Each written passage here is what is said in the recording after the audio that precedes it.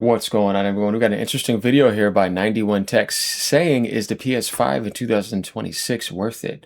I would definitely say yes, definitely with all this PC crisis going on, what you could get and what it offers, and you can get all Xbox games, and then the PS5 Pro as well, compared to what you're going to be paying if you're trying to build a PC around it now. The value of the PlayStation 5 is actually even better now. Considering the alternative to Nintendo Switch and their own ecosystem as well. But this is about being able to also get most third-party aspects and kind of being similar to what Steam is, the open aspect, but with its own exclusives consistently and money hat. So let's get into this. Let me know what you guys think. Here we go.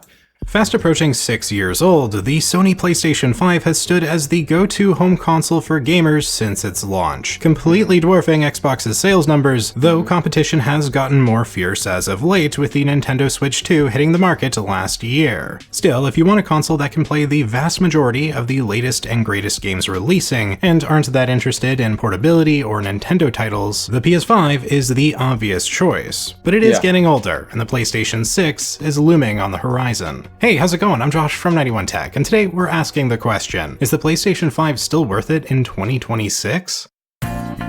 Well, yeah, I think it probably is, but there are some important qualifiers to that answer, and we also need to consider whether or not the PS5 Pro is worth an extra couple $100. But first, let's quickly talk about the PS6.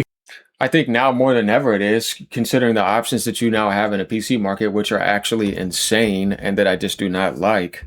So yeah, for sure. I'm glad I got mine when I did, because I wouldn't be surprised if they have to be forced to jack the price up later on in the year. You never know. And if you got one for $650 in a holiday, man, amazing deal.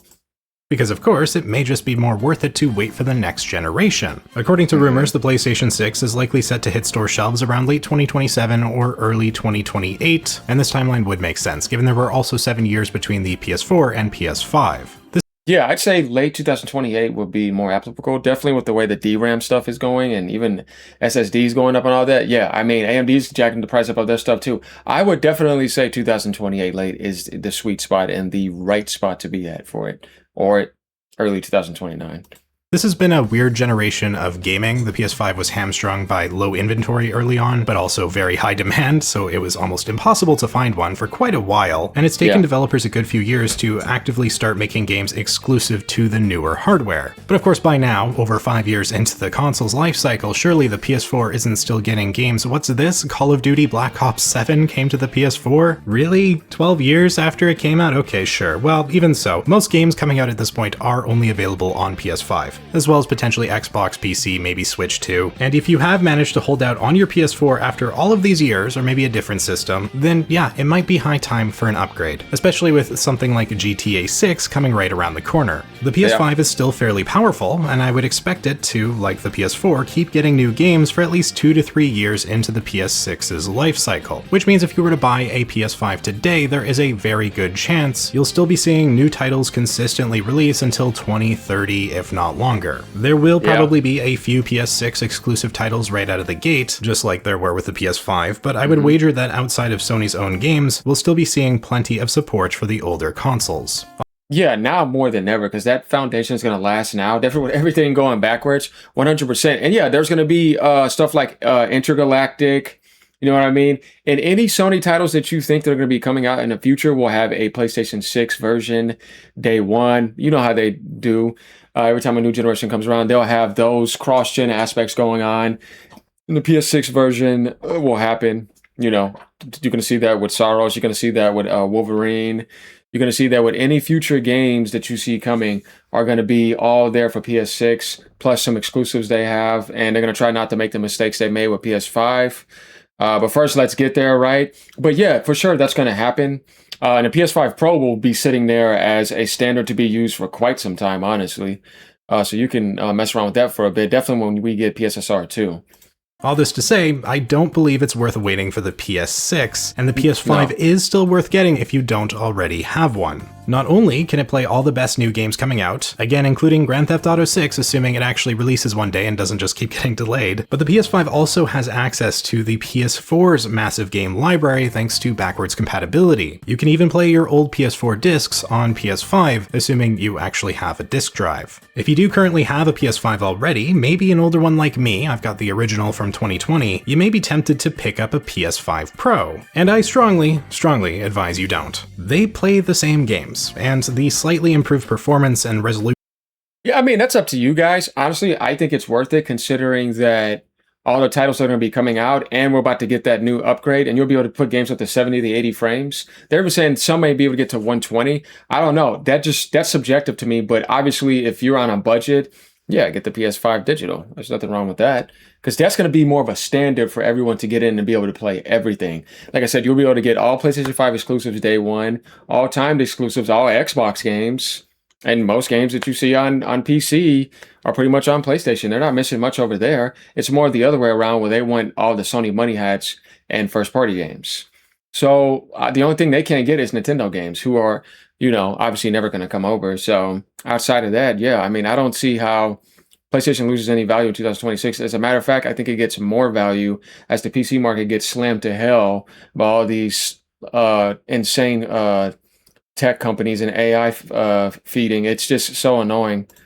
Solutions on the Pro console is probably not worth how much you'll have to spend on it unless you're really into having the best graphics and frame rates, and even then I would probably suggest you look to maybe building a PC because PS5 Pro itself is still fairly limited. And oh man, this guy's out of touch right now with what it's going to take to be able to do that with the RAM prices of that dude. No, you can't do that argument anymore. You'd be better off waiting to pay to see if the Steam machine was 700 and at least get that or something. But how to look at the PS5 Pro versus the Steam machine? You know what I mean? It's like, what is it going to cost for you to now get a 4060? And remember, PS5 Pro has 16 gigabytes of VRAM. To get that right now and to get 32 gigabytes of RAM, like this is what I'm saying. Like, there's nothing wrong with going to build a PC, but the value comparison now is not applicable because the market is just getting worse and worse. So I don't know about that because I have a high-end PC. I have the PS5 Pro. I have the Switch 2. I've had the Series X, all that. And I do not want to sit there and wait when the graphic, when you think about this, like the diminishing returns are higher now more than ever. So why am I waiting a year plus to be able to play it a little bit better on PC? It's like, nah, I'm not going to do that. No thanks. And like I said, I can get all Xbox games, no problem. Heck, most Sony exclusives seem to end up on Steam eventually anyways, right? So if you have a PS5, PS5 Pro, definitely not worth it. Just wait for the PS6. If you don't have a PS5 and are thinking about buying one, that's where maybe the $750 PS5 Pro has some value. Though wait on a PS6, well, you don't really need to do that, no. Well, why would you need to do that? So once again, that's where it gets to where it's like, the power trip stuff is over with now. Like, it's now about getting in there and being able to play the game more than anything. I don't agree with that. For most, I still think the regular PS5 will do the job just fine. And why don't we go ahead and actually talk about the differing models of PS5.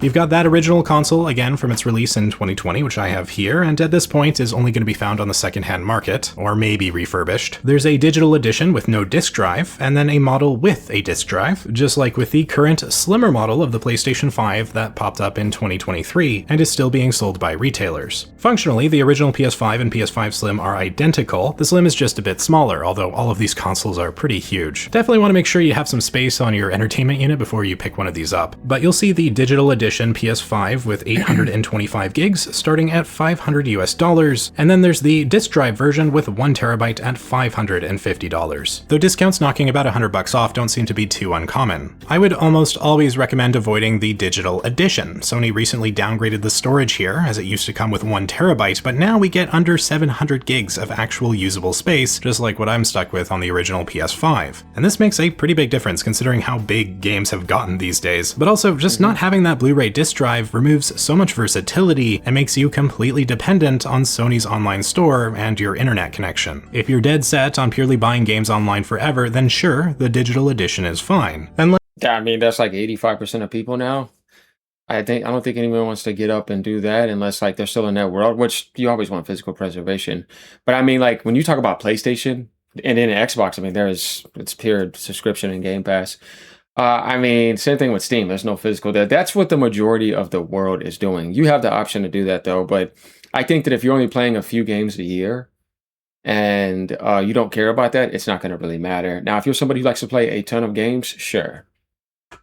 Unless, of course, you buy the external disk drive for the digital edition PS5, which will cost you $80. Could always do that down the line if you get some buyer's remorse, I suppose, but generally speaking, I'd prefer to have it from the onset. This wasn't an option for the original PS5 digital edition, by the way, so keep that in mind if you're looking to buy a console used. That one is stock forever going through the online store. And as far as storage goes, you can always turn to an NVMe SSD to bump things up, although they're not cheap. I'll have a bunch of Amazon links in the description to these consoles, accessories, and especially the storage drives if you want to check them out. It is important you get an SSD compatible that's fast. But you saw what he just said though? That's what I mean, like $200, they're going to go up more, and then you want to get some RAM. How much are you paying for that now? You already got yourself a PS5 just for 2 parts on your PC. You're talking about trying to compare it to anything else?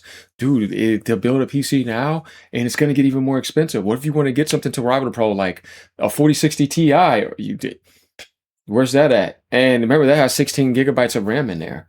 Well, what if you want to get a 4070? You see what I mean? You're going to be spending out the ass now. It's ridiculous. Yeah, you want 32 gigabytes of RAM? You want a 4070? Or you want an equivalent 4060 Ti to the Pro? You see what I mean? You want a 2 terabyte? Because that's a 2 terabyte SSD in there. You get ready to spend $200 plus. And then $200, $300 on RAM?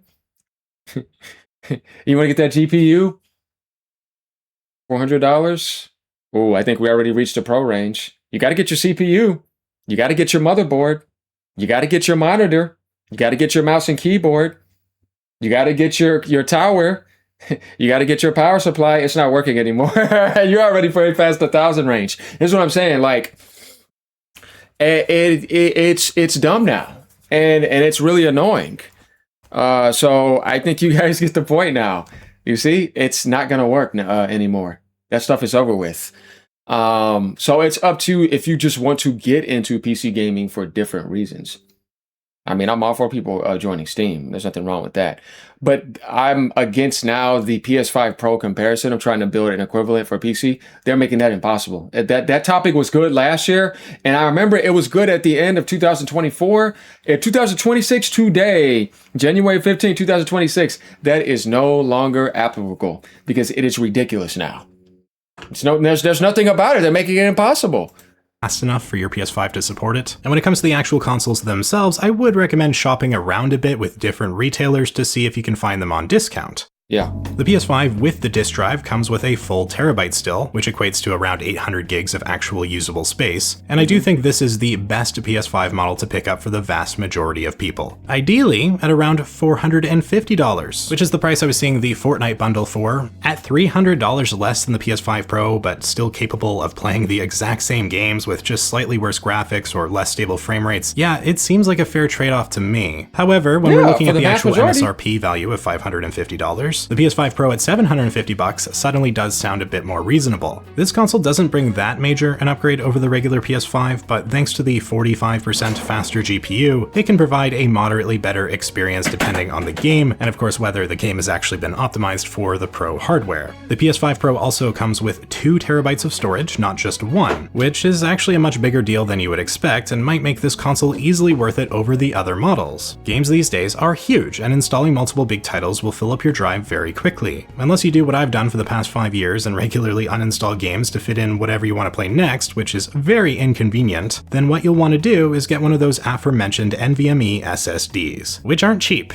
Or, instead of doing that, you could pay an extra $200 and get the PS5 Pro, which already has that 2 terabyte of storage built in. As I said, suddenly kind of looks reasonable, relatively speaking. Having 2 terabytes doesn't inherently make it worth the extra $200, but it is a nice added incentive. But you're not just paying $200 for an extra terabyte. You're getting a much better GPU. You're getting PSSR2. You're getting the extra 2 gigabytes of RAM. You see what I'm saying? Like, no. It's better.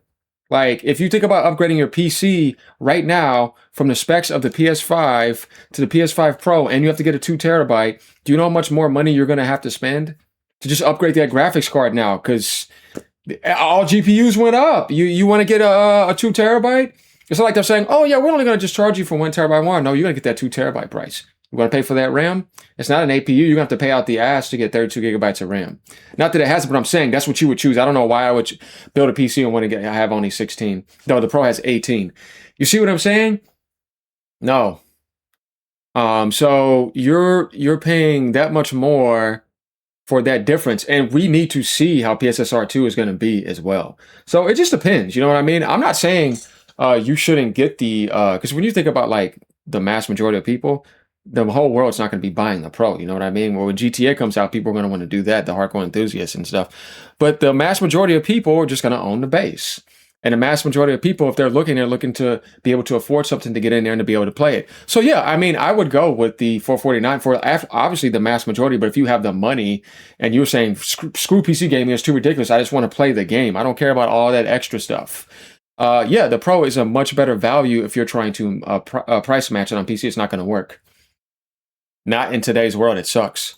And of course, if you need even more storage, you can get an SSD for your PS5 Pro down the line. Unfortunately, the PS5 Pro doesn't have a disk drive built in, but you do again have that external drive you can purchase for $80, which does now bring the total to $830 US, plus whatever games you want to play, plus PlayStation Plus if you want to play games online. And oh man, this is getting real pricey real fast. You don't need PlayStation Plus to play majority of games, only if you're playing online games. Most Sony games are offline.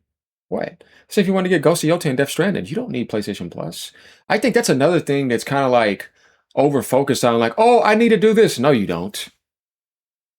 And if you just got a PlayStation and you have 30 first-party games you've never played before, and they're going to offer them to you, what do you think it's going to be free? It's on that service. That's a good deal. You'll be able to catch up on all of those games and be able to get the value out of that. And that doesn't make any sense to me to say that wouldn't be worth it. I think that counter argument is another argument where it's like, what do you mean though? If nobody has never played the PlayStation ecosystem, it's like if you never played anything on Game Pass, do you know how much value you have sitting in front of you just to be able to play? That's like somebody said, I've never used Netflix before.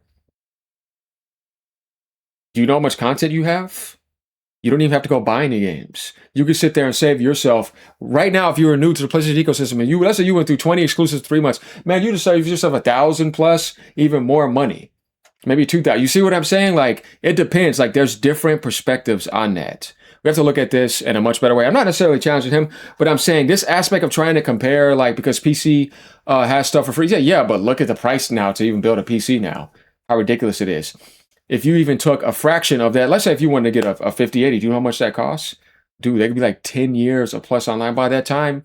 Not even then. You're still going to be saving money, and you can get your PS5 Pro and a couple exclusives and 10 years of online. But you ain't even got to building everything else on the PC yet. That's what I mean by like that argument's thrown out the window now. Like it doesn't work anymore. And I have everything.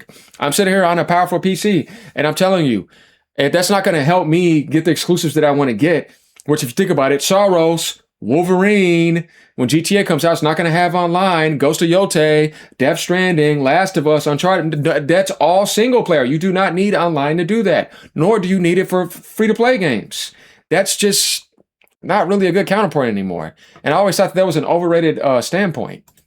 Oh, and the vertical stand is sold separately for $30. Sony's penny pinching here is sort of egregious with all of these consoles. I didn't even mention that Sony raised prices last year by $50 for the non-Pro PS5s. As stated, I think for the vast majority of people, the regular PlayStation 5 with the disc drive is the best purchase, especially when it's closer to $450 on sale, or maybe even cheaper. But if you do want a bit better performance and some more built-in storage, that PS5 Pro is very much a solid option. You'll just be paying a pretty penny for it. And again, if you have a PS5 already, do not buy the PS5 Pro, you might as well just wait for the PS6. And finally, unless you can trade it in at GameStop and get a really good deal on it. That's what I did.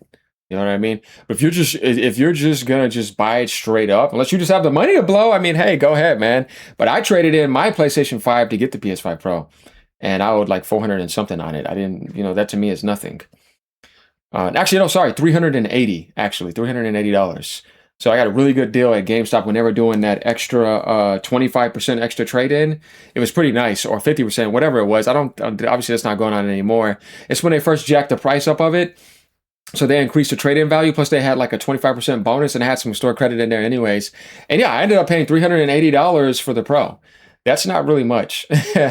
If you're wanting to save some extra cash, you could turn to the used market. There's going to be some risk with this, and these consoles may have been played quite a lot, especially if it's the original PS5. They've been around for over 5 years already, but I was finding some decent looking options on eBay.com for around $300 to $350, sometimes much less. I think I'd probably prefer to get just a brand new system personally, especially if you can don't take that chance. Or go to Best Buy and put it on a 12-month plan or something. Find it for that $450. But if you look around on Facebook Marketplace and the like, you never know, you might find a really sweet deal. Just make sure you're purchasing from a reliable seller.